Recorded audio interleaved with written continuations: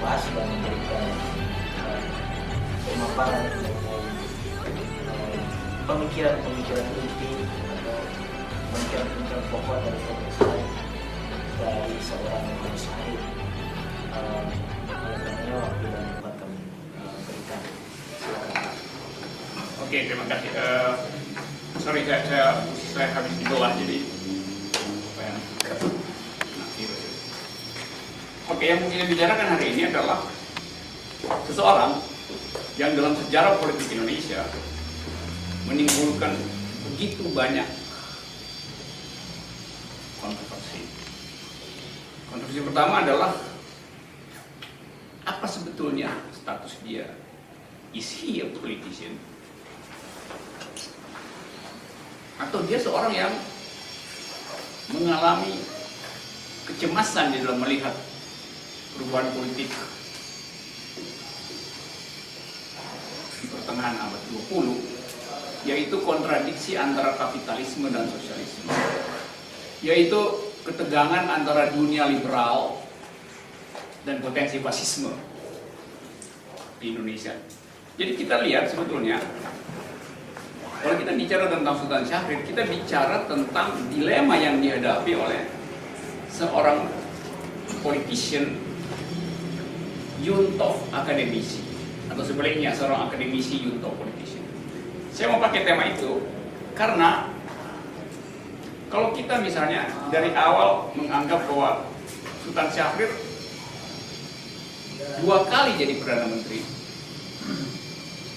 tetapi partainya PSI itu cuma punya 4 kursi di DPR. Jadi hal yang sebetulnya dengan akal sehat kita mau katakan, lalu legitimasinya apa itu? Seseorang yang partainya sangat kecil, tetapi 2 kali menjadi Perdana Menteri dan Perdana Menteri termuda di dunia bahkan pada umur yang sangat muda, 30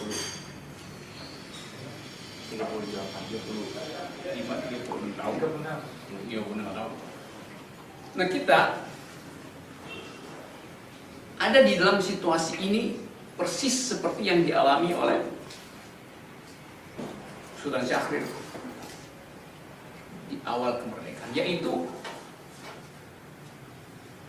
dilema untuk menentukan apakah Indonesia hari ini dapat melanjutkan infrastruktur demokrasinya atau akan gagal untuk menuai ide yang kita tanam pada saat reformasi, yaitu kebebasan pers, keterbukaan pikiran,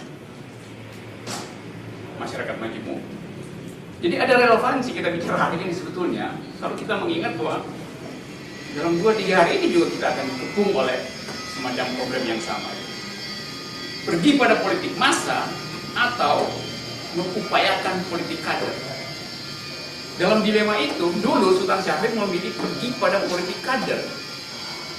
Dan dia percaya bahwa pikiran yang disusun secara sistematis dapat memenangkan pertarungan politik di tingkat internasional bahkan.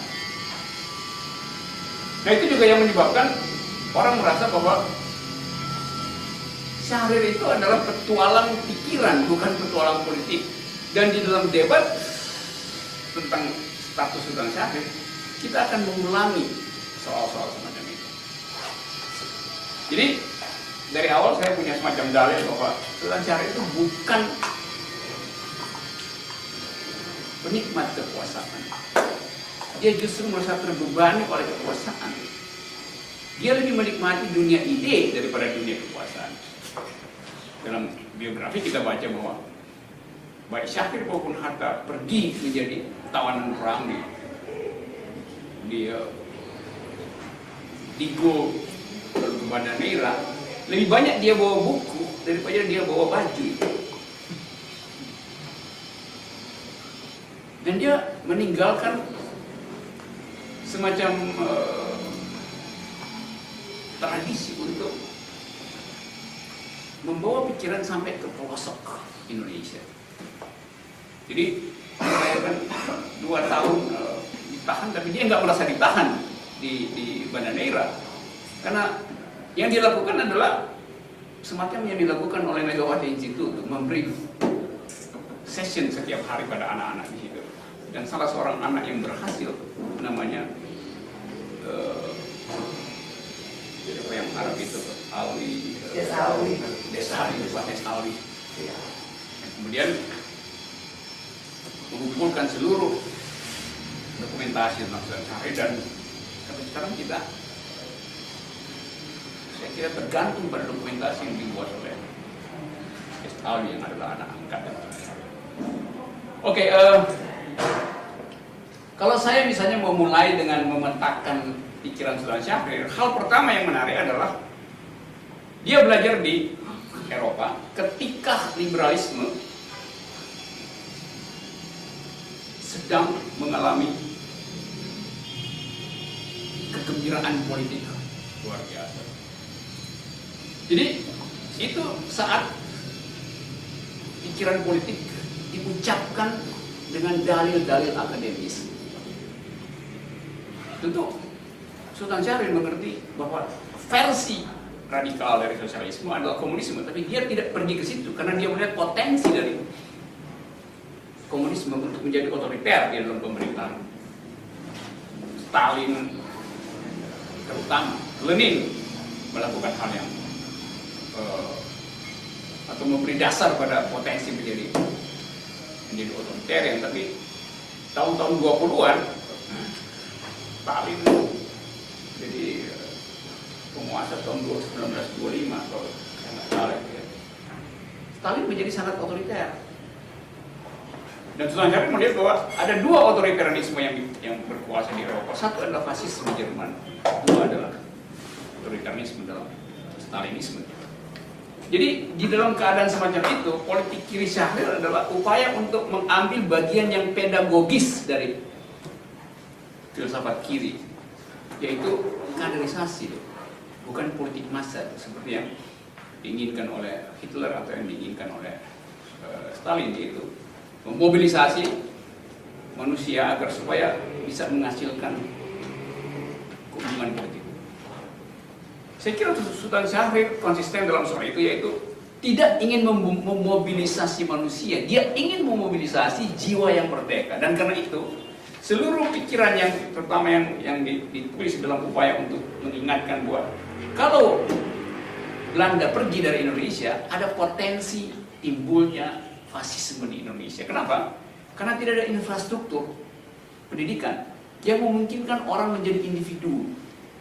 Jadi kira-kira pikiran Syahrir kalau Belanda pergi, atau kita balik pada feodalisme, atau kita mengambil nilai-nilai fasistis yang ditanamkan oleh pemerintah Jepang dalam periode yang sangat singkat. Nah, kalau kita lihat sekarang misalnya keadaan Indonesia, dua nilai itu masih beroperasi dalam mentalitas politik kita, fasistis dan feodalistik. Jadi ada pertanyaan yang bisa kita relevankan hari ini, yaitu bahwa konstatasi pikiran Sultan Syahrir sampai hari ini masih relevan karena kita belum sepenuhnya berhasil keluar dari dua mentalitas itu. Feodalisme ditanamkan oleh kultur politik lama Indonesia, terutama paham politik Jawa, dan fasistik, yaitu sisa-sisa mental tentara Jepang yang membuat kita bangga. Ciri-ciri feodalisme kita lihat di mana-mana dalam politik kita. Bahkan di kampus orang harus cium tangan pada dosen, padahal dosennya habis bikin plagiat. Itu sisa feodal. Anda keluar kampus, Anda bertemu dengan orang pakai loreng, apa namanya, atau pakai jubah yang tampil secara militeristik. Jadi kita lihat ada infrastruktur fasistis yang tetap ada di dalam mentalitas kita, dan itu sudah diprediksi dengan tepat oleh Syahrir pada zaman. Nah, kalau kita balik lagi pada poin tadi bahwa Syahrir artinya memilih menjadi pedagog daripada jadi demagog, memilih jadi pendidik politik daripada harus menjadi manusia massa, jadi mass man. Dan konsekuensi itu yang sampai sekarang jadi semacam dilema yang terus-menerus terbawa dalam politik Indonesia, antara menjadi politisi in optima forma dalam bentuk penggalang massa, atau jadi orang yang dalam kesunyian berpikir tentang nasib bangsa. Nah, berpikir tentang nasib bangsa menghasilkan satu buku kira-kira 30 halaman, itu Our Struggle. Naskah yang kemudian dianggap sebagai renungan filosofis dari Sultan Syahrir tentang nasib manusia, bukan nasib bangsa. Jadi bangsa bagi Sultan Syahrir adalah fasilitas untuk menghasilkan kemerdekaan berpikir. Kalau kebangsaan itu menghasilkan undang-undang ITE, itu artinya kita nggak percaya pada kekuatan pikiran, kita nggak percaya bahwa dua orang bisa duel argumen gitu. Kalau dua orang saling menghina, kita biarin aja dia saling menghina sambil dia tiba pada semacam aporia bahwa ada hal yang harus disepakati. Nah, saya nggak melihat misalnya undang-undang ITE itu didasarkan pada pedagogi itu didasarkan pada prinsip fasistik, yaitu mengontrol pikiran manusia, walaupun itu ada di dalam cloud perdebatan itu. Dan kita kemudian merasa sekarang bahwa undang-undang ITE itu sama seperti pandangan Syahrir bahwa bangsa ini mungkin satu waktu akan kembali dihuni oleh mentalistik yang serba ingin mengontrol. Sama seperti kita mengingat novelnya George Orwell 1984. The Big Brother is watching you. UITE itu adalah The Big Brother is watching you dengan memanfaatkan fasilitas hukum. Tapi di belakang itu ada pikiran mau mengendalikan kemerdekaan. Nah, dilema tadi menyebabkan orang menganggap bahwa Syahrir itu nggak ada peran dalam politik Indonesia, karena kita dibiasakan untuk melihat Soekarno tampil sebagai orator. Kita dibiasakan untuk melihat politik dikuasai oleh retorika. Tetapi kalau kita lihat post factum untuk menguji apakah Indonesia, dan ini juga bagian dari kontroversi, dimerdekakan oleh retorika, dimerdekakan oleh senjata, atau dimerdekakan oleh kekuatan pikiran dalam diplomasi dunia itu.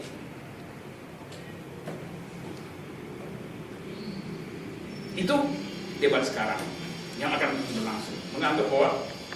Sebagian menganggap bahwa kalau Sultan Syahrir tidak berhasil menjelaskan secara intelektual kondisi Indonesia di forum PBB, di Liksakes, maka Indonesia nggak mungkin merdeka. Karena ada perhitungan bahwa seandainya pun Indonesia pada waktu itu berhasil dengan perang gerilya dan tidak ada pengakuan internasional, merdeka itu nggak akan tiba. Karena ada satu syarat bahwa kemerdekaan hanya mungkin diucapkan bila diterima di dalam pengakuan publik internasional. Kita bisa hitung misalnya, tapi ada perang gerilya waktu itu. Iya, tapi kalau saya mau agak sinis, seluruh hutan bambu di Indonesia dipotong dijadiin bambu runcing, itu gak dianggap apa-apa oleh tank-tank Belanda. Tapi kan kita mesti katakan patriotisme itu. Sementara patriotisme Sultan Syahrir yang bertempur di Dewan Keamanan PBB untuk membuktikan bahwa Belanda melakukan agresi dan itu ada pelanggaran HAM, itu justru yang membuat India, negara Australia segala macam merasa bahwa memang Belanda harus dihukum dan Belanda harus dimasukkan dalam meja perundingan, dan itu yang berhasil. Jadi kalau kita bikin kalkulasi sekarang, apa yang berhasil? Bambu runcing atau keruncingan pikiran? That's the point. Tetapi tentara selalu menganggap bahwa kalau kita tidak berjuang, Indonesia tidak mungkin merdeka. Itu pikiran yang satu genealogi yang hendak mengatakan bahwa hanya tentara yang berhak menentukan isi kemerdekaan. Dan itu yang kemudian dipraktekkan oleh Presiden Soeharto. Sehingga kita kemudian masuk dalam jebakan yang baru, yaitu menganggap bahwa yang genesis itulah yang origin. Bahkan ada disertasi judulnya The Genesis of Power yang Dr. Salim Said menulis itu. Yang saya anggap di dalamnya ada semacam pembenaran terhadap ide bahwa siapa yang memulai perjuangan dengan senjata, dia yang harus menentukan isi demokrasi. Dan itu adalah contradictio in terminus. Demokrasi hanya bisa diucapkan bila diberikan semacam ruang politik untuk perdebatan. Bagian itu yang kita sebut sebagai pedagogi politik. Megawati itu punya sekolah semacam itu, ada partai gitu. Ada yang merasa bahwa di dalam partai yang diterima adalah instruksi, tetapi di dalam kelas yang diterima adalah konversasi. Anda tidak mungkin meralat pikiran Ibu Megawati di tengah-tengah rapat. Itu bukan sekedar tidak sopan, tapi bertentangan dengan hierarki kepartaian. Tapi di sini kita bisa saling meralat. Nah, Sultan Syahrir memilih yang kedua tadi, yaitu mengumpulkan orang, mungkin 40, paling banyak 40 orang setiap kali Sultan Syahrir pindah-pindah ke kota. Tapi di dalam tema belajar politik. Jadi kalau Anda lihat misalnya orang merasa pergi cari itu banyak setiap kali dia pergi dari Jakarta pergi ke Cirebon, dari Cirebon ke Jogja, Jogja pergi ke Surabaya, ke Solo misalnya. Ada orang yang ikut terus di gerbong keretanya. Iya orangnya itu juga. Jadi masa yang di Cirebon sebetulnya masa dari Jakarta juga loh. Karena sulit untuk mengerti satu jalan pikiran yang diajukan di dalam situasi yang sangat elitis dan kadang kalah. Diskursusnya itu ada diskursus yang terlalu akademis. Nah, kita bisa lihat itu karena waktu Sultan Syahrir pergi ke negeri Belanda, dia harus belajar tentang ekonomi, hukum dan politik. Tapi kemudian dia melihat bahwa bangsa yang dia tinggalkan itu, kalau dia belajar terlalu lama di situ, ini bangsa ini akan kekurangan energi pikiran. Dan akhirnya kita lihat bahwa pada waktu Sultan Syahrir ditahan bersama Hatta, yang menguasai Indonesia itu antara tahun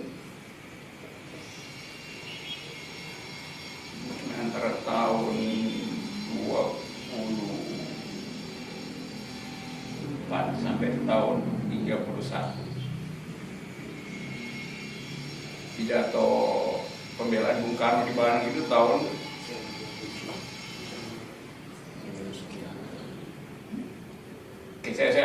saya bikin teksnya begini. Jadi ada periode dalam politik kita sebelum merdeka di mana pikiran intelektual tidak bisa diedarkan karena elitnya, the intellectuals, ditahan oleh Belanda. Nah, itulah masa kembalinya Indonesia ke dalam situasi yang ekstra nasionalistis. Jadi kalau ditanya kapan Indonesia sebetulnya kehilangan kecermatan dalam analisis politik, yaitu ketika para politisi yang punya latar belakang akademis dipenjarakan sebelum tahun 30 itu. Nah, hal yang sama kita bisa bandingkan hari-hari ini. Seolah-olah bangsa ini kehilangan diskursus akademis tentang politik. Coba kita lihat apa yang terjadi dalam politik Jakarta hari ini. Busser versus Busser. Yang terjadi adalah Busserokrasi. Demokrasi yang dikuasai Busser. Yang nggak ada argumen. Jadi jebakan ini kelihatannya berulang itu, bahwa ketika diperlukan satu sinopsis untuk merumuskan nama dari sebuah masa, sebuah periode, kita kehilangan kemampuan untuk bahkan menamakan setelah reformasi yang sekarang ini apa? Politik identitas, ya politik identitas. Tapi mengapa politik identitas justru ditagih oleh mayoritas? Yang minta politik identitas kan kaum mayoritas kan? Kan ajaib kan? Anda mayoritas tapi minta identitas. secara logis salah. Yang minta identitas dilindungi justru adalah kaum minoritas. Dalam multikulturalisme, kalau Anda minoritas, Anda memperjuangkan politik identitas. Kalau Anda udah mayoritas, ngapain minta identitas? Ada demo misalnya 2 juta orang dan minta identitas. Fallacy di dalam bawah itu. Dan secara sosiologis, nggak ada signifikansinya. Oh, faktanya Anda sudah mayoritas. Berarti kita mesti berpikir bahwa yang disebut mayoritas selama ini sebetulnya dalam istilah wartime masih memelihara mental minoritas. Jadi majority with minority mentality. Nah, demokrasi hari ini dikepung oleh, saya sebut tadi, pikiran-pikiran politik jangka pendek. Nah, kita membayangkan misalnya Sultan Syarif memikirkan bangsa ini di dalam satu cara berpikir epokhal, melihat epoch itu, mencoba menilai kapan potensi fasisme kembali pada negeri ini. Karena itu bagi Sultan Syarif, orang yang bicara ini dadaku man dadamu, itu nggak bicara apa-apa sebetulnya. Itu berani untuk mati doang dan bukan berani untuk hidup lebih lama lagi. Nah, karena itu selalu bagi Syahrir, orang yang baris berbaris itu sebetulnya adalah kacung dari ambisinya yang nggak dikendalikan oleh pikiran. Nah, kita bandingkan sekarang misalnya hari ini, siapa sebetulnya pemain politik internasional? Bangsa bukan. Non-state actor adalah the real players di dalam international political field. Kalau kita bicara tentang diplomasi, yang menentukan status sehat tidaknya diplomasi sebuah bangsa bukan pemerintahnya, tapi evaluasi dan kecemasan bila tiba-tiba WikiLeaks mengeluarkan data permainan diplomasi. Jadi yang menentukan isu diplomasi dunia adalah WikiLeaks, yang bukan bangsa, bukan negara, bukan pemimpin, tapi situs di awan. Seluruh politik Indonesia dalam 1 dekade ini diganggu terus oleh WikiLeaks. Pemain ekonominya siapa? Korporasi, bukan. Korporasi yang terdaftar di Departemen Kehakiman misalnya, atau dicatat dalam bursa-bursa sedunia, enggak. Yang nentuin adalah Panama Papers. Itu langsung goyang ekonomi korporasi. Panama Papers apa? Jadi the non-state actor, ISIS adalah non-state. Kalau ISIS tuh kok bisa ada kekuatan politik? Masanya apa? Kantornya di mana? Wilayah kedaulatannya apa? Nggak ada. ISIS itu elemen di dalam cyberspace aja. Itu sifatnya non-state actor. Jadi perubahan geopolitik hari ini adalah bagian dari tumbuhnya satu entitas baru yang disebut sebagai non-state actor. NSA itu, non-state actor. Nah, saya balik lagi pada sebelum kita bercakap-cakap pada beberapa poin untuk membuat summary dari pikiran saya. Pertama-tama tadi saya katakan, Syahrir lebih sebagai seorang pedagog ketimbang seorang politisi yang mengejar kekuasaan. Dengan keterangan tadi bahwa partainya itu partai yang sangat kecil, yang nggak pernah memenangkan pemilu, dapat 4 kursi. Pemenang pertama adalah PNI, kedua adalah PKI kedua Masyuri, ketiga PKI, ratusan kursi. Jadi kalau kita lihat sekarang, kita seolah-olah merindukan jenis politik yang bersifat pedagogis yang pernah diajarkan oleh Sultan Syarif. Kita memperoleh pengetahuan politik secara retoris dari Bung Karno. Kita memperoleh pengetahuan politik yang sifatnya etis dari Muhammad Hatta. Kita memperoleh politik yang menginginkan suasana plural misalnya justru dari Muhammad Natsir misalnya. Kita memperoleh tradisi politik massah dari Tan Malaka. Nah, mereka ini yang kita sebut sebagai the founding dengan sendirinya jadi father.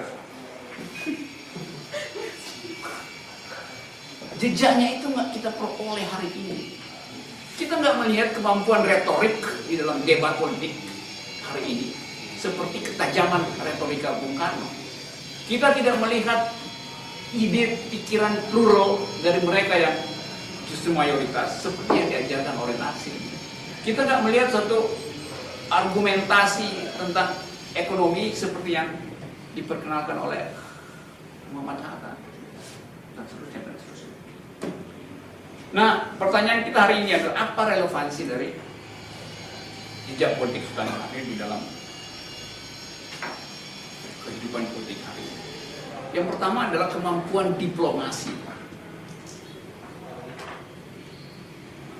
Yang kedua adalah kedinginan pikiran untuk bahkan mengucapkan sesuatu yang mungkin sekali akan berbeda dengan opini umum. Hanya dua itu menurut saya yang ditinggalkan oleh itu. Pola itu yang kemudian kita lihat bagaimana misalnya Grenfell diatasi dengan diplomasi. Bagaimana Indonesia akhirnya bisa menembus blokade Belanda untuk mengirimkan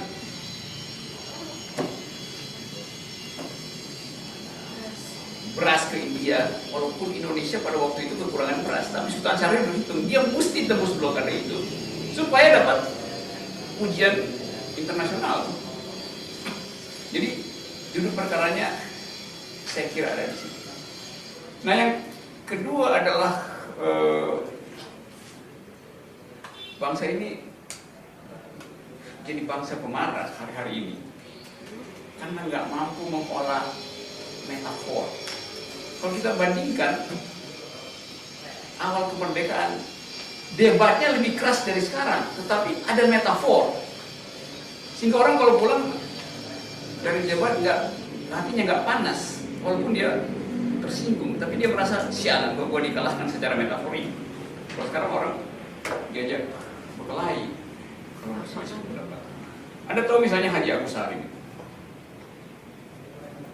Haji Agus Salim dalam satu rapat politik diganggu oleh lawan politiknya dengan metafor yang sangat menjengkelkan, yaitu menghina penampilan Agus Salim. Agus Salim kan kayak kambing bukannya, kan ada yang panjang gitu. Agus Salim lagi kasih ceramah, lawan politiknya di belakang mulai kurang ajar. Tapi Agus Salim punya otak. Dia bilang begini, saudara-saudara panitia, setahu saya diundang di dalam pertemuan manusia. Kenapa ada binatang ya di ruangan ini? Santai. Jadi dia menghina, Agus Salim juga menghina dalam dataran yang sangat intelektual. Kalau sekarang Anda bayangin Busur pakai jalan enggak? Busur langsung bikin meme yang jorok, jelek dan slapstick. Waktu Bung Karno kalah bersaing dengan Sultan Syahrir dalam periode menentukan siapa pemimpin pertama Indonesia, waktu itu Sultan Syahrir yang dipilih untuk jadi Perdana Menteri dan bukan Bung Karno, karena alasan Sultan Syahrir bisa bikin diplomasi luar negeri. Wartawan meledek Bung Karno, dia bilang begini, Bung Karno, Bung, Anda kalah dalam pertarungan politik. Bung Karno sedikit ditekan oleh wartawan. Anda proklamator, tapi Anda patah dalam pertarungan dengan Sultan Syahrir. Kata Bung Karno begini, wartawan, bro, nggak tahu Kompas apa di Indonesia kan. Wartawan, Anda tahu rotan? Iya, saya tahu. Saya, kata Bung Karno, seperti rotan, hanya melengkung, tidak patah. Kemampuan membuat metafor itu memperlihatkan bahwa pendiri bangsa kita itu surplus intelligence, surplus ide, surplus pikiran. Kita yang di sini hari ini pemimpin kita hari ini defisit di dalam kemampuan untuk berargumentasi secara intelektual. Kenapa? Karena mengandalkan survei, mengandalkan massa. Jadi kita lihat ada kualitas yang berubah sekarang. Kalau kita bilang ini bangsa akan tenggelam, diukur dari kemampuan intelektual para pemimpin bangsa, kita bukan sekedar tenggelam, kita sudah jadi sedimen di bawah di dasar laut. Jauh jarak pikiran kita dengan mereka. Nah, bagaimanapun Sultan Syahrir adalah bagian dari elit pertama yang berupaya untuk mempertahankan bangsa ini dengan cara melakukan pendidikan politik. Jadi istilah kunci adalah itu. Pendidikan politik dalam arti yang sesungguhnya, yaitu mengajarkan kader dalam partai dengan ide gitu. Sekarang apa kerjaan partai politik? Partai politik itu tidak mengajarkan pikiran, tapi mengajarkan cara merampok uang negara. Nah itu kalau Anda jadi anggota partai, jangan harap bahwa dalam rapat akan ada semacam paparan akademis tentang kondisi dunia, tentang keadaan lingkungan, tentang pluralisme, tentang reason, ideas on LGBT dan seterusnya itu. Enggak, Anda akan di-brief untuk Anda berusaha ya, saudara kader A, berusaha masuk ke komisi anggaran, duduk di banggar, supaya inti proyeknya apa itu. Jadi transaksi itu yang bekerja sekarang, bukan transaksi pikiran. Gagasan tidak dikenal dalam partai. Partai gagal menjadi public educator. Mereka berhasil memperbanyak debt collector. Jadi anggota partai sekarang adalah debt collector. Suruh untuk pergi ke parlemen, untuk melihat anggaran, ambil sebanyak-banyaknya, agar supaya ada pundi-pundi di dalam kas partai. Nah itu yang tidak, atau bukan itu yang menjadi jejak intelektual kepartaian kita. Yang kita bisa lihat hari ini betapa pikiran Sultan Syahrir itu tajam dan bening, itu kembalinya politik kanan di Eropa itu, termasuk di Amerika. Mental fasistis, mental rasistis, itu semua diprediksi dari 70 tahun lalu. Bahwa Indonesia juga akan masuk di situ bila gagal membungkus bangsa ini dengan kurikulum politik yang bermutu. Sudah hadapi itu hari. Oke, saudara-saudara, saya kasih pengantar itu. Tentu saudara membaca versi lain, banyak bahan. Nanti saya diskusi. Saya jadi devil's advocate, jadi advocatus diaboli. Jadi teman untuk mengelaborasi pikiran di situ.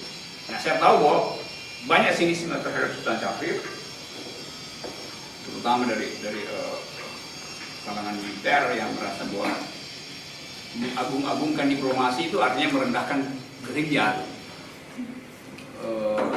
Juga dari mereka yang menganggap bahwa Sultan Syahrir itu susah didefinisikan, mau dianggap sebagai seorang liberal versi Eropa juga enggak, karena dia punya pikiran tentang kerakyatan yang sangat kuat. Kalau mau dianggap bahwa dia kurang nasionalistis juga enggak. Semua orang yang berjuang melawan penjajahan adalah pasti nasionalistis, tapi dia punya pikiran yang lebih globalis, karena hendak melihat manusia sebagai manusia dan bukan sebagai warga negara pertama-tama. Nah, doktrin Syahrir itu yang kemudian menghasilkan semacam cara melihat baru tentang apa yang disebut politik. Bagi Syahrir, Indonesia merdeka hanyalah langkah pertama untuk memerdekakan manusianya. Jadi yang penting bagi Syahrir bukan bangsa tapi manusia. Jadi itu pengantar saya, dan silakan kita punya banyak waktu untuk berdiskusi dan berselisih pendapat. Terima kasih. Nama Andi Zulkarnain. Yang saya ingin tanyakan ke Andi dari mana? Dari sekolahnya? Sekolahnya di UNAS. UNAS? Iya. Saya jurusan apa ya? Politik. Politik. Sudah selesai. Yang pertama Pak, yang saya mau tanyakan, Syahrir kan di akhir perjalanannya ditangkap dan dipenjarakan, kemudian diadili, kemudian tanpa diadili sebenarnya, dan dia sakit dan akhirnya diizinkan berobat ke Swiss dan akhirnya meninggal di Swiss. Itu kan derita. Nah, tapi bagi pihak yang lain ada konteks di situ kenapa Soekarno memilih kebijakan itu, keselamatan negara dan seterusnya. Makanya dua perdebatan. Ada yang menganggap itu agenda penyelamatan, ada yang menganggap itu kezaliman Soekarno kepada Syahrir. Kezaliman Soekarno. Bagaimana Pak Rocky memandang itu. Yang kedua, tentang dia dianggap melakukan kudeta senyap. Jadi Soekarno menjadi the real presiden itu kan kurang lebih 9 tahun. Di saat demokrasi terpimpin 59 sampai 6667 itu. Tapi sebelumnya kan Perdana Menteri yang bermain. Makanya hanya 3 bulan. Setelah merdeka 3 bulan ke Perdana Menteri. Nah, ada anggapan karena dia memimpin panitia waktu itu, panitia kemerdekaan dan seterusnya, Salim dan Hatta memainkan itu. Sehingga Soekarno hanya menjadi simbol. Dia mengurus pemerintahan adalah Syahrir. Tentang kudeta senyap. Bagaimana Pak Delkin memandang itu. Terakhir, dia mengkritik keras tentang gaya Soekarno yang suka berdiplomasi dengan Belanda, dengan Jepang. Syahrir mengkritik keras tentang itu, bahkan sering mengejeknya. Mengejek itu sebagai bentuk hal yang tidak wajar. Tapi pasca merdeka justru Syahrir yang menjadi pemimpin diplomasi. Tentu ada refleksi oleh Syahrir. Kenapa dia satu sisi dia anti kerjasama sebelum merdeka, tapi pasca merdeka dia memilih jalur lain, bahkan memimpin. Kira demikian. Terima kasih. Saya tidak akan jawab itu soal memperlihatkan bukti dalam dokumen sejarah itu. Tetapi hal yang kalau kita lihat bird's eye view helikopter dari atas maksudnya, kita bisa lihat secara cepat-cepat bahwa tidak ada keterangan apapun untuk membuktikan bahwa Sultan Syahrir bermaksud melakukan pendongkelan politik. Bahkan dia meninggal tanpa pernah disidang. Jadi nggak pernah jelas dituduh sebagai apa gitu. Ikut terlibat PRRI, mensponsori makar atau apa. Nggak ada sampai sekarang. Jadi opsi itu seharusnya kita singkirkan. Karena dia nggak pernah diadili. Jadi itu aja udah menunjukkan bahwa seandainya Bung Karno punya argumen, ya diadili agar supaya ada kejelasan. Tapi fakta bahwa tidak diadili, artinya ya disolimi aja kalau pakai istilah sekarang. Karena itu tangan putih. Nah di penjara satu waktu isu itu masuk ke lingkungan penjara di mana ada teman-teman Syahrir juga di penjara. Lalu teman-temannya Syahrir itu mulai menjelek-jelekan Bung Karno otoriter segala macam. Sultan Syahrir membentak, iya tapi dia tetap presiden kita itu. Jadi dia tahan manusia, yaitu lingkungan kecil dia, supaya tidak membenci politik. Karena politik bagi Sultan Syahrir adalah yang momen ketika orang tergoda oleh absolutisme. Bagi dia itu pikirannya. Jadi secara yang bisa cuma bilang, ya Bung Karno tergoda absolutisme dan itu yang membuat saya ditahan. Kan itu kok pikirannya.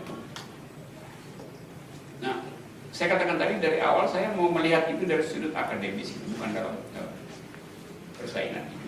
Bahwa seseorang yang kalau kita pastikan melihat bahwa mengapa Sultan Syahrir tidak pernah membenci Bung Karno, karena dia punya pandangan tersendiri tentang politik, yaitu bukan rivalitas, tetapi obsesi yang berlebihan membuat orang kehilangan rasionalitas. Jadi Jadi tahanan politik itu artinya ditahan oleh seseorang yang kehilangan rasionalitas. Kira-kira begitu kalau dia mau tweet hari ini Sultan Syahrir dan bilang begitu. Atau dibikin itu. Nah, mental itu yang Sultan Syahrir itu orangnya bisa main musik, dia pemain biola yang bagus, main tenis, dansa udah pasti itu karena memang bagian dari nature-nya itu menikmati. Jadi kita sebetulnya hari ini dibawa ke dalam semacam upaya untuk mengevaluasi tokoh-tokoh pemikir dalam sejarah politik kita. Dan kebetulan atau blessing in disguise bahwa informasi sekarang bisa diakses terbuka. Kita nggak lagi menyimpan dendam seperti dulu orang bikin konfrontasi antara Sultan Syahrir pikirannya humanistik, Bung Karno pikirannya fasistik gitu. Jadi ada cross cutting ideas di antara mereka. Karena bagaimanapun dia sama-sama dari bawah memperjuangkan bangsa ini. Waktu mereka ditahan di Medan, di Prapat kalau nggak salah, Sultan Syahrir dan Bung Karno diasingkan di situ. Ada beberapa orang juga ikut di situ. Satu waktu Bung Karno lagi nyanyi di kamar mandi tuh. Sultan Syahrir lagi membahas, jadi merasa terganggu. Dia bentak aja tuh. Bung Karno, lu suara lu udah sejelek gitu masih aja nyanyi tuh. Terus Bung Karno bilang, sialan, gue ini pemimpin kok dibentak begitu. Tapi kemudian mereka ya biasa aja lagi, minum main atau apa itu, gelek itu pertama itu. Jadi yang saya mau katakan adalah bahwa kenikmatan bersahabat secara politik yang didesain sedemikian rupa dalam upaya untuk menghasilkan diskursus akademis di antara dua orang yang berpikir tidak perlu ditakuti. Yang ditakuti adalah kalau dua orang yang tidak berpikir berkolaborasi untuk menghalangi demokrasi. Nah itu yang lagi terjadi hari-hari ini. Siang, saya Reza, institusi nggak usah ya.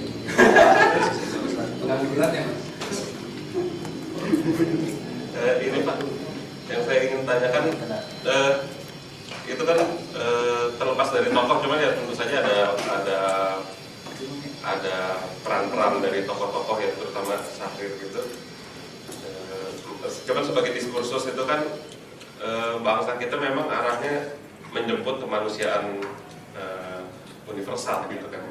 Itu tertuang di Mukadimah Undang-Undang Dasar Pancasila, juga di sebagai inisiator Konferensi Asia Afrika. Cuman senantiasa memang ada istilahnya seperti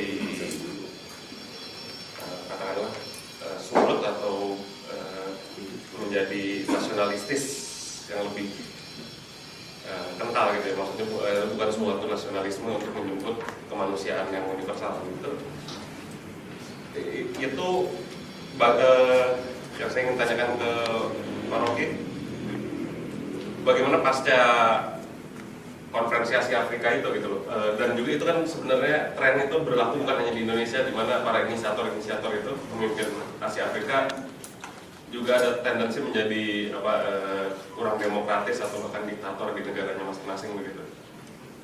Dan juga ya katakanlah ada corak fasistis juga gitu. Ya, dari para negara bangsa yang waktu itu ikut Konferensi Asia Afrika gitu. Asia Afrika itu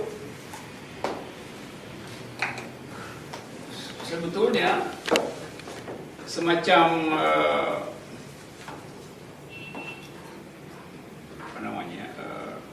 itu kayak demo setelah 4 November, demo Bhinneka itu. Jadi karena ada pameran 4 November lalu Asia Afrika bikin demo Bhinneka di Monas untuk memperlihatkan bahwa ada alternatif loh. Demo yang disebut demo tandingan, sebenarnya diam-diam adalah demo tandingan kebinekaan. Nah, sekarang kita bisa evaluasi bahwa sepertinya begitu yang terjadi. di dalam blocking antara, kan kita ingat bahwa itu era ketika ada Big Bang, Teluk Babi, konflik tahun 60-an pada akhirnya terjadi. Lalu Amerika tumbuh dengan McCarthyism, anti komunis habis-habisan, pengentalan Barat Timur di Jerman, Berlin dibagi dua. Jadi konferensi yang dibuat tahun 55 itu sebetulnya untuk memperlihatkan bahwa Asia Afrika jangan terlibat dalam non-blok. Kan itu isinya kan. Jadi ide damai itu mau dihasilkan lewat konferensi Asia Afrika. Tetapi 5 tahun kemudian perang dingin mengkristal justru. Lalu kita bilang kalau itu gagal misi Asia Afrika. Itu Asia Afrika memang dari awal justru mendeteksi kemungkinan itu terjadi karena penguatan politik antara Timur Barat. Jadi waktu kita mengulangi membicarakan konvensi Asia Afrika kemarin, merayakan yang gede-gedean di Bandung, itu isinya udah kosong. Sebab seluruh yang kita sebut sebagai potensi mutual assured destruction di dalam perang nuklir itu nggak terjadi. Perang dingin berhenti itu karena kesulitan ekonomi. Seluruh mesin perang yang pernah disiapkan oleh Rusia untuk menghadapi Amerika yang dia timbun selama perang dingin, akhirnya berhenti jadi mesin tua, nggak pernah dipakai. Jadi perayaan konferensi Asia Afrika sebetulnya ya selebrasi biasa aja. Sementara yang ngomong di situ masih ada orang seperti Robert Mugabe yang akhirnya jadi seorang otoritarian juga gitu kan. Jadi bukan redek tapi agak konyol. Ini orang reuni doang itu, reuni dan nggak mau kasih kritik terhadap misi pertama dari Asia Afrika. Apalagi setelah itu sekarang misalnya pemerintah Indonesia masih diam terhadap pelanggaran hak asasi manusia Myanmar. Padahal itu Asia pada waktu itu. Jadi yang saya mau katakan adalah bahwa seringkali pameran diplomasi itu harus dilihat sebagai sesuatu yang betul-betul power game yang sangat labil aja pada waktu itu. Nah, peristiwa tahun 55 juga memperlihatkan bahwa kalau kita nggak punya proyeksi terhadap situasi ke depan, sesuatu yang kita anggap sebagai momentum tetap jadi momentum tapi tidak menghasilkan monumen. Yang ada jalan Asia Afrika yang sekarang dibikin bagus karena mau dibikin banyak kafe di situ kan. Sementara api dari pikiran itu akhirnya padam itu. Nah, sekarang diplomasi Indonesia kayak apa? Diplomasi Indonesia apakah semangat Asia Afrika berlaku di dalam penanganan politik luar negeri kita pada soal Papua misalnya? Enggak. Dibikin polling sekarang, jajak pendapat Papua itu merdeka tuh sekarang. Setiap hari ada orang mati di situ. Jadi jejak itu yang Anda benar tadi bahwa akhirnya politik luar negeri kita balik pada semacam nasionalisme, bukan lagi pada wilayah internasionalisme. Jadi filosofinya membeku menjadi nasionalistik. Hari ini juga begitu yang terjadi. Nah, politik yang semacam itu kemudian kalau kita turunkan, dia berefek pada seluruh perumusan kebijakan politik luar negeri. Hukuman mati dipakai untuk membenarkan itu bahkan.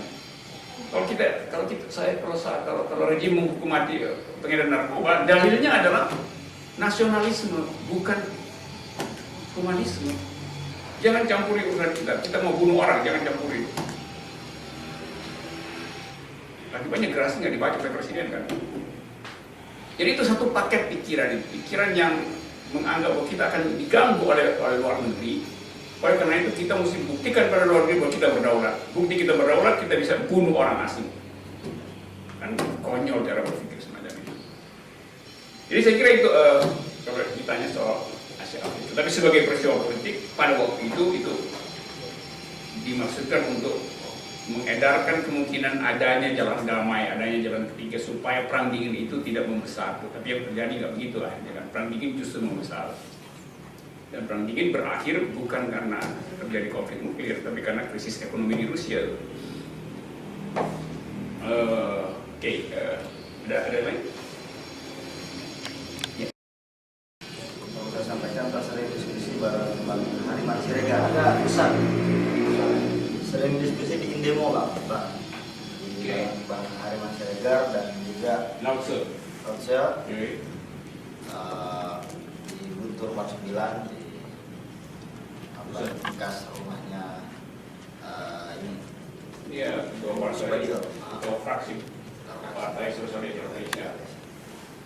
Yang menarik dari Syahrir adalah, kalau menurut saya, dia sebenarnya adalah seorang humanis. Dia seorang yang cinta pada kemanusiaan, dia senang pada kemanusiaan, dan dia tidak suka ada seperti yang dikatakan Abang tadi, benar bahwa tidak suka ada fasistis, kemudian rasis dan hal-hal yang kemudian merendahkan martabat kemanusiaan, dan dia sangat menghindari adanya kekerasan. Namun ada beberapa yang mengganjal dalam diri saya ketika kemudian membaca pemikiran Syahrir dan sifat terlihatnya. Pertama adalah Syahrir sendiri kan ketika di Belanda dia salah satu aktivis dari sosial demokratis student club gitu ya, bareng dengan si Salomon Tas. Dan dia sangat paham betul bahwa untuk mencapai sosial demokrat, berarti karena dia banyak baca buku-buku kiri, ya, bukunya Karl Marx dan buku kiri yang lainnya, mestinya dia juga tahu bahwa tidak perlu adanya perundingan kaum proletar pada kaum borjuis untuk kepentingan kaum proletar dalam hal ini, dan dia sangat tahu betul untuk hal itu gitu.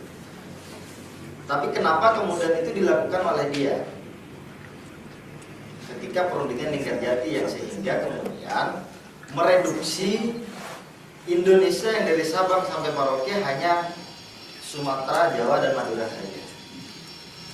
Padahal dia tahu tidak usah untuk berunding dengan pihak luar, pihak kaum penjajah, dan dia juga sangat paham gitu, karena kalau katanya di Gunawan Muhammad, Syahrir ini penganut Nietzsche gitu. Dimana kemudian dia paham betul bahwa manusia pada dasarnya ingin manusia yang lainnya, ingin menguasai manusia yang lainnya, ingin menguasai manusia yang lainnya. Lah, dari sana juga dia juga semestinya sudah paham bahwa Belanda tidak akan kemudian serta-merta melepaskan Indonesia. Begitupun Amerika yang kemudian diharapkan, dimimpikan oleh Syahrir mendukung perjuangan Indonesia, mendukung perjuangan Syahrir secara diplomasi untuk untuk memukul atau mendesak Belanda untuk mengakui kemerdekaan Indonesia dengan tanpa timbal balik atau tangan gratis gitu. Mestinya dia juga memahami itu, tapi kenapa itu kemudian masih dia lakukan? Pada titik yang sama, saya agak sepakat dengan Tan Malaka di Persatuan Perjuangan, gitu ya. Dimana kemudian dia pernah menulis tentang Gerpolek, gitu ya. Dan ketika saya baca sampai tuntas, itu sangat rasional sekali. Bagaimana kemudian sebenarnya kita bisa merdeka 100%. Dan tragedi penculikan Syahrir itu sebenarnya bukan instruksi dari Tan Malaka, itu fitnah saja, dan Tan Malaka tidak tahu tentang hal itu. Kalau baca Gerpolek, sangat mungkin kita ini untuk merdeka. Contohnya yang sangat logis adalah, perlu saya katakan di sini, Nietzsche, tentara Nietzsche bersama koalisinya, bersama ininya, tentara Inggris dan sebagainya, itu pastinya kehabisan bekal, walaupun kita secara alutista pasti kalah karena tadi seperti bambu runcing dan sebagainya. Tapi heroisme, kemudian semangat untuk mempertahankan kemerdekaan rakyat Indonesia pada waktu itu memang dalam keadaan di tingkat tinggi atau puncak gitu. Dan orang-orang Belanda pastinya juga kehabisan bekal dan kehabisan bahan bakar untuk menyerang kita gitu. Jadi itu sangat masuk akal sekali. Kenapa kok kemudian itu tidak dilakukan oleh negara? Itu yang pertama. Oh ya, kalau kita melihat dari negara-negara yang lain, kalau tadi dikatakan bahwa eksistensi sebuah negara harus diakui oleh negara yang lain, seperti Kuba itu bisa dengan semacam tadi. Terus kemudian Vietnam misalkan, dia bisa dengan perjuangan yang punya. Tapi kalau kata Bang Hariman, Indonesia ini bukan negara yang menang gitu, negara yang kalah katanya. Karena pada waktu 45 juga tentara tuh pada nongkrong-nongkrong aja, nggak ada ini katanya, nggak ada tembak-tembakan, gitu, biasa-biasa aja gitu ya. Untung aja ya Hiroshima dan Nagasaki didukung. Gitu. Jadi nggak ada perlawanan yang sampai menang. Sama dengan di Vietnam. Vietnam bisa melakukan itu. Kenapa kita tidak? Kemudian yang kedua, saya menarik dari pemikirannya Sultan Syahrir dalam bukunya Perjuangan Kita. Dia banyak berbicara juga tentang masalah isi dari kemerdekaan. Merdeka adalah bahasa yang kosong. Terus Indonesia adalah sebuah nama yang kosong yang perlu diisi dengan kesejahteraan, dengan kualitas dan demokrasi kerakyatan. Ini sangat bagus sekali.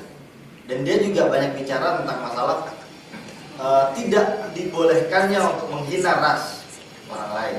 Dia sangat anti fasis dan dia sebutkan secara eksplisit di bukunya. Yang menarik adalah merdeka adalah suatu hal semboyan. Kita jangan terjebak dengan bahasa merdeka, Indonesia harga mati, NKRI. Apalah artinya NKRI? Dan itu sangat relevan sampai sekarang. Apalah artinya NKRI kalau kemudian negara ini menjadi Leviathan?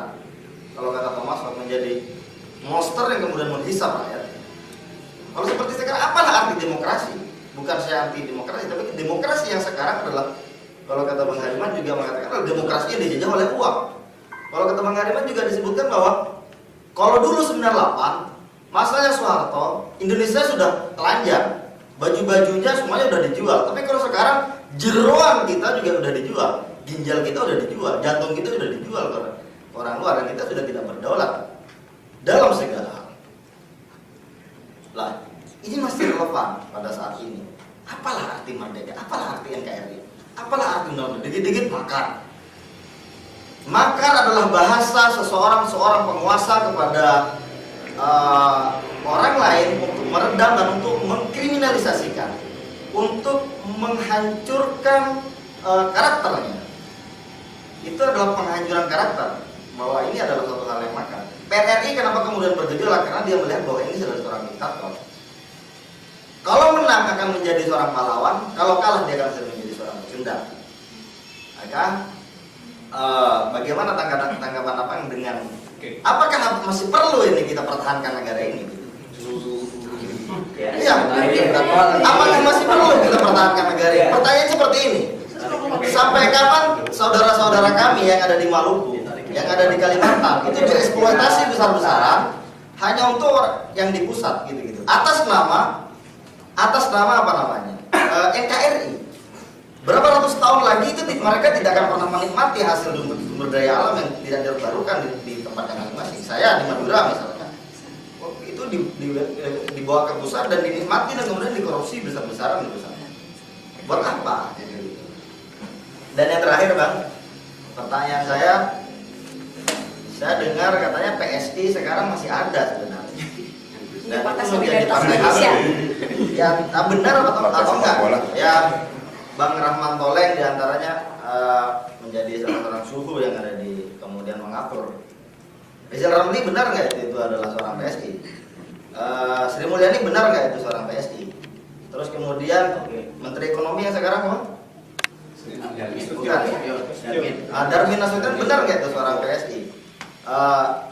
Pertanyaan sederhananya adalah PSI ada atau enggak? Masih ada PSI itu. Tuanya Grace Natali.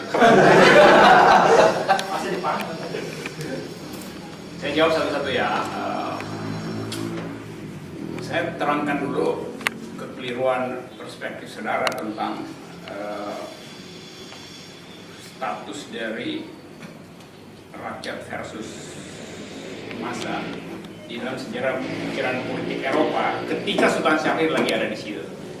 Kalau kita belajar tentang the intellectual history of Marxism, tahun-tahun segitu, tahun-tahun 20 itu ada debat besar di Eropa antara apa yang disebut sebagai Marxist Orthodox dengan kalangan yang menamakan diri Marxist kultural di bawah pimpinan Antonio Gramsci, di bawah pimpinan George Lukács, di bawah pimpinan macam-macam itu. Dalilnya adalah apakah perjuangan kelas yang basisnya massa cocok dengan mental parliamentarianism di Eropa itu. Itu big question mark. Kenapa begitu? Sebab pada saat itu beberapa tokoh intelektual yang mensponsori secara akademis gerakan kiri di Eropa satu persatu mundur dari forum partai komunis. Misalnya Jean-Paul Sartre mundur walaupun dia mensponsori. Misalnya lagi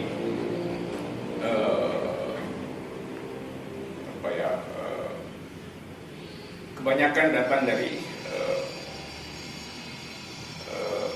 kalangan Perancis. Apa yang saya ini ya? Ini saya lupa siapa. Tapi yang sering kita dengar adalah keterangan mengapa Marxisme Eropa tidak mungkin didasarkan pada doktrin perjuangan kelas. Karena ada tradisi parliamentarianisme di Eropa, yaitu force of the better argument itu. Itu yang menyebabkan orang semacam Antonio Gramsci, ketua Partai Komunis Italia, membuat teori bahwa kita bisa memenangkan pertarungan dengan memanfaatkan apa yang disebut sebagai politik hegemoni. Memenangkan hegemoni bukan melalui massa, tapi melalui argumen di parlemen, yang disebut sebagai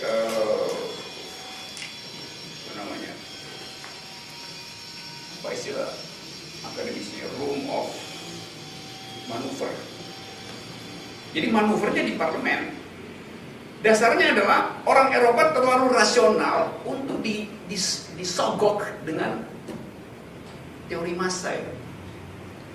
Jadi perjuangan politik pindah dari jalan pergi ke parlemen. Tetap itu perjuangan kiri itu. Itu problem. Dari situ kemudian muncul berbagai macam buku tentang apa yang disebut Marxist kultural, yaitu bahwa fasilitas bangunan atas bisa dimanfaatkan untuk memperlihatkan mode perjuangan baru melalui pamflet, melalui tulisan misalnya. Nah dari situ ada tradisi yang kita sebut sebagai the new left, kiri baru, yaitu mengaktifkan kesadaran. Kemudian akan diperlihatkan bahwa ya, tapi kesadaran itu pada akhirnya juga dikepung oleh semacam pragmatisme. Itu soal lain, karena setelah itu Marcuse mereview apa yang disebut one dimensional man. Tetapi yang penting adalah bahwa Marxisme di Eropa berhenti sebagai gerakan massa, pindah jadi gerakan intelektual, kemudian diekspor ke Amerika dalam bentuk flower generation yang kemudian jadi anti perang Vietnam segala macam, yang berpusat di UCLA di California, di University of California yang berada di Los Angeles. Jadi dalil dari kaum kiri ini adalah bahwa orang yang rasional nggak mungkin diminta untuk bertempur di jalan raya. Jadi Eropa itu udah didesain kebudayaannya sejak zaman Socrates untuk menghasilkan dialog, menghasilkan dialektika di dalam pikiran.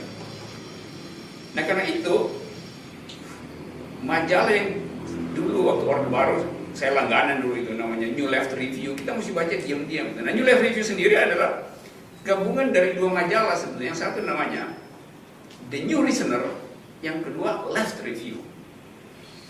Yang satu lebih kiri yang agak liberal, yang ini adalah kiri yang arah sosialis, yang Left Review. Yang New Reasoner itu agak liberal.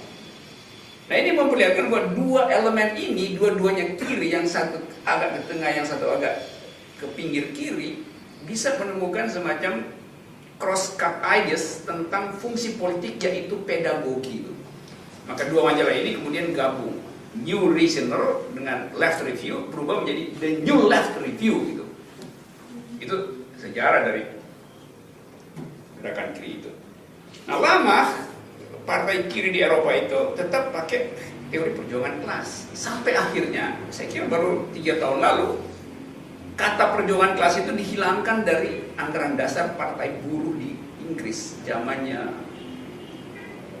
Saya kira setelah Tony Blair itu hilang itu. Karena orang merasa ya udah kita berkelahi di parlemen aja. Tetapi bahwa partai komunis tetap hadir, tetap ada, tetapi bunyinya makin kecil, sama seperti di Amerika partai komunis ada tuh. Sama seperti di Israel partai komunis ada, bahkan partai komunis Israel yang pertama kali meminta Israel untuk berhenti memerangi Palestina.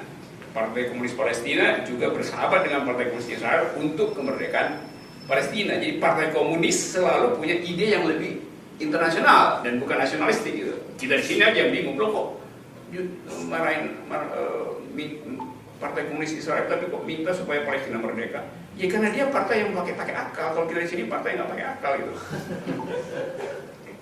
Itu kira-kira soalnya. Nah, saya balik tadi pada soal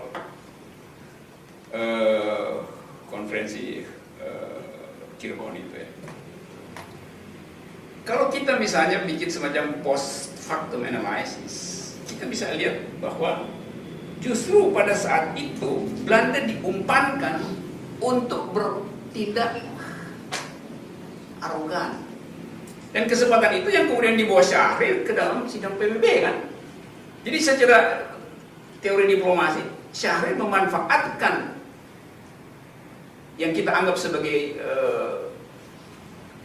kalau kita anggap kenapa mau sih berunding? Syahrir berpikir kalau dia nggak berunding, dia nggak punya kesempatan untuk memancing Belanda menjadi pelanggar HAM. Jadi tekniknya itu dalam analisis kita anggap pos waktu. Akhirnya Indonesia merdeka melalui debat di dalam Dewan Keamanan PBB yang berhasil memaksa Dewan itu PBB menghukum pemerintah Belanda itu. Jadi saya menganggap bahwa itu kecerdasan antisipasi Sultan Syahrir. Faktanya kita mereka. Sebaliknya kalau kita kasih benefit of the doubt pada pikiran Tan Malaka, saya justru melihat kalau Tan Malaka punya ide yang dipakai sampai sekarang mungkin kita nggak merdeka. Karena mengandaikan bahwa massa itu konkret bisa dibaiat dengan ideologi. Faktanya nggak begitu mental orang Indonesia. Itu kan sama dengan menunggu kapan ada perjuangan kelas di Jakarta itu. Kan buruh setiap kali demo itu 500.000 orang, 1 juta orang. Tapi kok nggak terjadi yang Anda sebut tadi semacam kelas struggle? Saya terangkan kenapa nggak terjadi. Mental buruh itu nggak pernah berubah menjadi mental proletariat, itu poinnya. Jadi buruh di Indonesia itu dia mental unionisme sebetulnya, bukan mental labor. Kenapa begitu? Sebab yang dituntut adalah upah minimum, bukan perubahan struktur.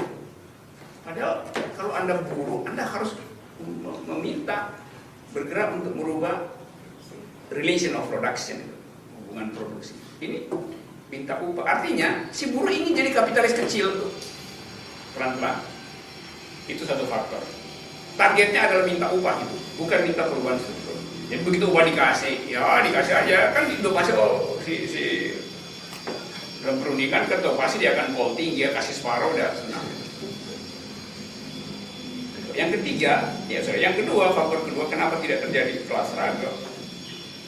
Bangsa ini punya satu tradisi yang disebut migrasi sirkuler. Artinya begini, dia dieksploitasi oleh sistem kapitalisme kota. Dengan upah DKI sekarang berapa? 3.560 baru dinaikin buat 2017 tuh. Dia dieksploitasi oleh the super culture kapitalisme ibu kota metropolitan. mestinya dia jadi miskin dan mestinya alam pikirannya berubah, yaitu mengambil distansi dengan eksploitatornya, yaitu sang kapitalis atau korporasi. Tetapi itu nggak terjadi karena selalu ada intervensi dari kebudayaan, yaitu saya sebut tadi dalam istilah antropologi migrasi sirkuler. Konkretnya mudik lebaran. Si buruh ini yang udah dieksploitasi, yang kesadaran kelasnya hampir terbangun sebagai proletar, begitu dia pulang kampung, dia bawa handphone Cina, dia bagi-bagi ke tetangganya cium tangan dia tanya, kambing saya tahun lalu bagaimana, udah gede belum? Jadi waktu dia pulang kampung, si buruh ini jadi petty bourgeois, jadi bourgeois kecil di situ. Kemudian dia pergi ketemu dengan tokoh-tokoh, lalu dia dikasih lagi pelajaran kebudayaan. Kamu kalau di Jakarta harus menghormati majikan kamu yang kasih kamu gaji, jangan berbuat anarki segala macam. Jadi mental dia itu yang udah dikondisikan untuk berontak kembali menjadi budak gitu. Jadi ada dua psikologi pada buruh. Antara ingin jadi proletar dan begitu setiap pulang kampung lebaran kembali dia jadi bourgeois kecil di kampung, jadi feodal kecil di kampung. Jadi tidak pernah matang mental revolusionernya. Itu kalau ditanyakan kenapa. Dan itu yang saya kira gagal diprediksi oleh atau gagal dievaluasi oleh Tan Malaka, karena pengalaman Tan Malaka adalah masa dalam pengertian Cina, Rusia, dan seterusnya. Nah, faktor ini yang sampai sekarang selalu saya katakan bahwa tidak mungkin ada makar oleh masa rakyat yang proletar. Karena masa itu masa yang masih punya akal, yaitu takut untuk tidak masuk surga. Padahal kalau ada atau kita mau jadi proletar, yang kita pentingkan adalah perubahan politik di dunia, keadilan di dunia. Yang sekarang sih, ya deh pokoknya nanti jihad nanti kan masuk surga ditemui oleh para bidadari misalnya kan. Jadi bagaimana mungkin misalnya kalau yang jadi teroris bidadari ada berapa di surga? 72. Nah terorisnya ada 700 berarti dia nggak bisa poligami kan di surga. Apalagi kalau bidadarinya datang dari pulau Lesbos, lesbian semua, bagaimana dia menganggap? Kan gagal tuh. Gitu-gitu kira-kira. Jadi mental block di dalam masyarakat kita terjadi. Jadi ada mental block di dalam gerakan masyarakat bawah. Nah, saya mengerti kenapa misalnya Hariman berusaha terus, saya sudah pernah bilang Hariman gak bakal man, kecuali man lu bikin undang-undang yang melarang mudik lebaran. Kan itu gantung duluan gitu. Tapi saya nangkap itu bahwa ada kita inginkan seperti itu. Tapi anthropological constraint ini menyebabkan gairah kita untuk revolusi akhirnya ditenggelamkan oleh pesan-pesan moralistik dan harmoni. Setiap kali kita sungkem pada orang tua, setiap kali ketemu keluarga di rumah segala macam, apalagi kalau mudik. Anda begitu mudik itu lupa seluruh perjuangan revolusi itu.